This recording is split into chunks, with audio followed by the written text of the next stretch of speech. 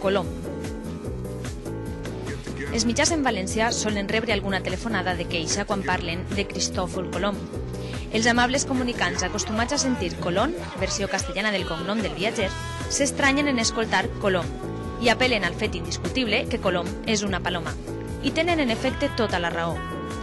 Mai no s'ha aclarit del tot la nacionalitat del navegant, però siga quina siga, el que està clar és que els textos en llatí de l'època, en parlar-ne, l'anomenen Columbus, mot llatí que efectivament vol dir Colom. Per millorar el teu valencià, tenim Paraula, una col·lecció de 4 DVDs amb 120 capítols dedicats a corregir errors, aclarir dubtes, explicar curiositats o difondre alguna norma bàsica.